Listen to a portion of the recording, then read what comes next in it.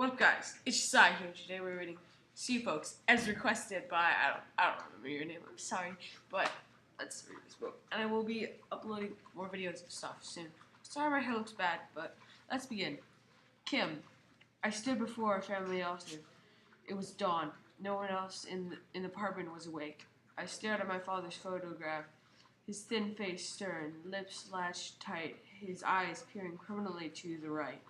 I was 9 years old, and so I hoped that perhaps his eyes might move, might notice me.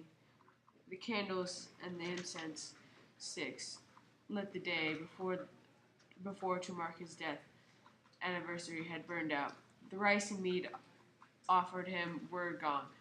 After the evening feast, past midnight, I'd been walking by my mother's crying.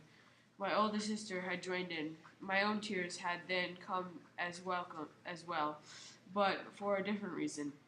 I turned from the altar, tiptoed to the kitchen, and quietly drew a spoon from a drawer. I filled my lunch thermos with water and reached into a jar of dried lima beans. Then I walked aside to the street.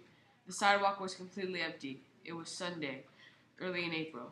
The icy wind teared trash cans and turned my cheeks to marble. In Vietnam, we had no weather like that. Here in Cleveland, people call it spring. I walked half a block, then crossed the street and reached the vacant lot. I stood tall and scouted. No one was sleeping on the old couch in the middle.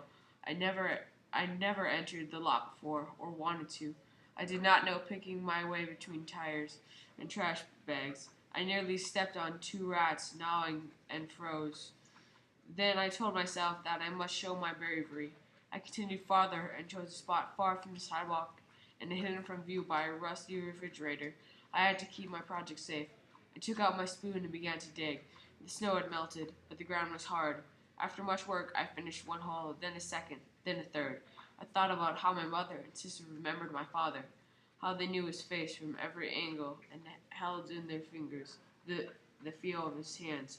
I had no such memories to cry over. I'd been born 8 months after he died. Worse, he had no memories of me. When his spirit hovered over our altar, did it even know who I was? I dug 6 holes. All his life in Vietnam, father had been a farmer. Here, old apartment house had no yard. But in that vacant lot, he would see me. He would watch my beans break ground and spread, and he would notice with pleasure their pods growing plump. He would see my patience and my hard work. I would show him that I could raise plants as he had. I would show him that I was his daughter. My classes sprouted lima beans in paper cups the year before. I now placed the bean in each of the holes. I covered them up, pressing the soil down firmly with my fingertips. I opened my thermos and watered them all, and I vowed to myself that those beans would thrive. Hope you guys enjoy this chapter.